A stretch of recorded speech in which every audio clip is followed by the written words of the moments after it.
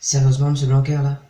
Vraiment? Le bac comme ça? Genre, contrôle continu pour tout le monde? Enfin, c'est vraiment une mauvaise idée. Franchement, faut réfléchir 2 secondes, quoi. Ouais, parce que les gens comme moi, lycéens, ou même ceux qui ont des vacances, pendant 2 mois, ils vont faire quoi? Pendant 2 mois, même un mixé, il va faire quoi? Il pourra plus faire de vidéos? On pourra plus aller regarder les perles que les gens mettent quand même sur leur copie de bac? Enfin, c'est quand même triste. Faut réfléchir, là-bas, je sais pas ce que vous faites au ministère, mais... Non mais franchement, quoi, enfin, c'est incroyable, quoi. Donc moi ce que je vous propose aujourd'hui c'est d'aller voir tout simplement toutes les perles du bac que les gens ont, enfin que les gens, surtout les professeurs ont posté sur les années précédentes, que ce soit 2019 ou même avant, pour montrer à notre cher ministre de l'Éducation nationale que il y a des choses qui peuvent être intéressantes, qui peuvent être cool quoi. Et donc peut-être que s'il regarde cette vidéo, à un moment il va se dire j'ai fait une connerie, du coup je vais peut-être aller remettre le bac en fait, tout simplement pour avoir ces petits trucs quoi. Non parce que voilà, ça ramène de l'argent à l'IXM déjà, d'un premier point. Enfin, je veux dire, voilà, peut-être avant, on sait jamais. Mais sérieusement, après, quand on est en cours et tout, quand on rentre de chez nous, des fois, on se dit, ouais, on a fait un contrôle tout pourrave, ou même à la fin du bac. Je veux dire, on a fini notre séance de bac, on se dit qu'on a fait complètement n'importe quoi, qu'on a répondu complètement à côté. Tu regardes ça 5 minutes, mais t'es refait. Tu crois que t'es le meilleur, tu crois que t'as 20 sur 20. Sérieusement. Bon, allez, on va voir ça tout de suite. Ok, c'est bon, on est sur le site, on va pouvoir y aller. Enfin, sur le site, on a peut-être plusieurs que je vais voir, mais en tout cas, on est sur le site. On est sur le site du Parisien et donc là on va avoir nos petits perles du bac 2019. Donc c'est l'impression que j'ai regardé vite fait, c'est un peu de la philo et de l'histoire surtout. Hein. Voilà, on a encore ici histoire géo, philo, histoire géo. Alors apparemment c'est là où il y a les plus grosses conneries quand même. Hein. Voilà, après on a un peu de français ici, mais on verra ça tout à l'heure. On va commencer quand même par 2019, le plus récent pour montrer quand même, pour ce cher monsieur Blanquer, qu'il y a déjà des choses qui étaient intéressantes les années passées. Alors nous avons un philo, donc là c'est dommage, on n'a pas l'intitulé, donc on sait pas vraiment ce qu'il faut faire pour l'instant. Donc on a Épicure, qui a inventé l'épicurisme. Bah oui, forcément, bah, bien sûr, non mais qui d'autre aurait pu inventer l'épicurisme quoi, bien sûr. Et voilà, tout simplement c'est l'épicure.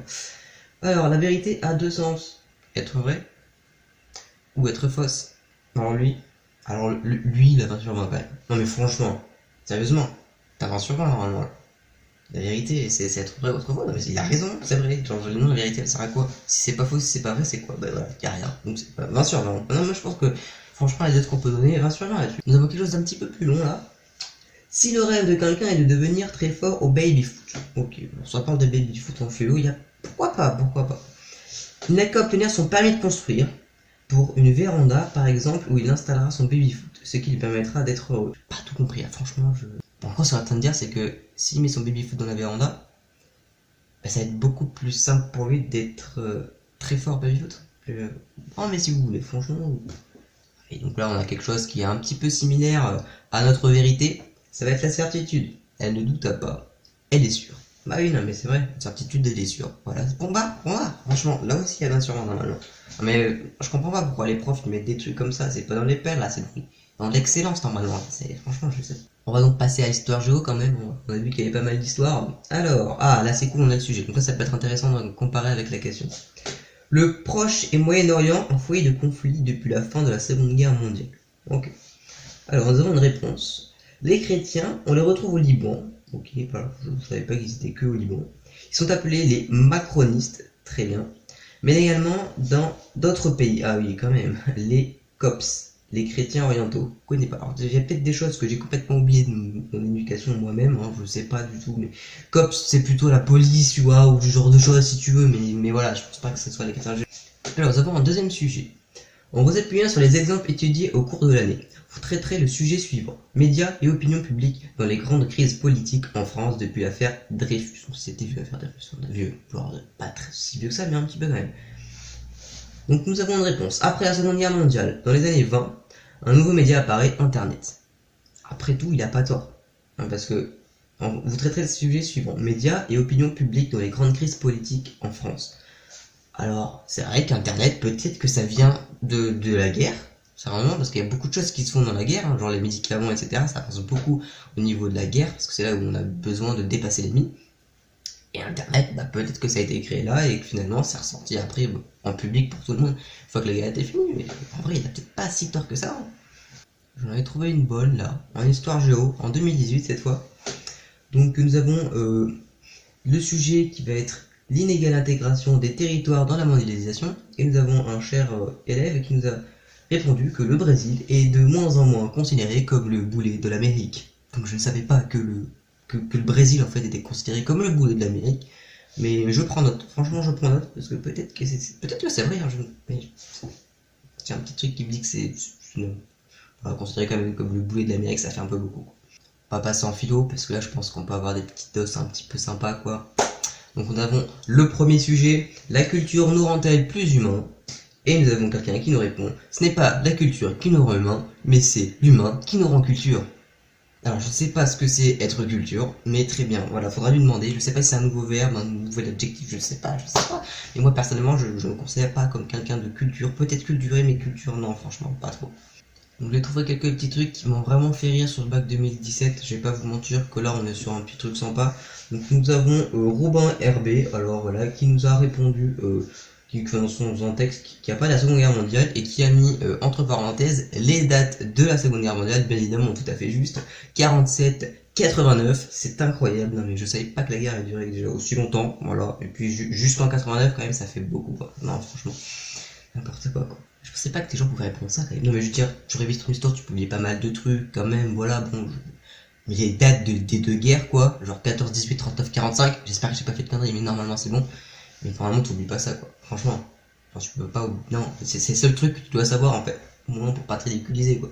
Ok, maintenant, on a l'histoire géo de 2016, c'est pas mal non plus, hein. Je vais pas. Non, en fait, j'ai l'impression que plus on recule, plus les gens étaient un peu. Je sais pas, mais voilà, ils avaient un petit peu moins d'intelligence, peut-être. Peut-être infériorité d'intelligence, je sais pas.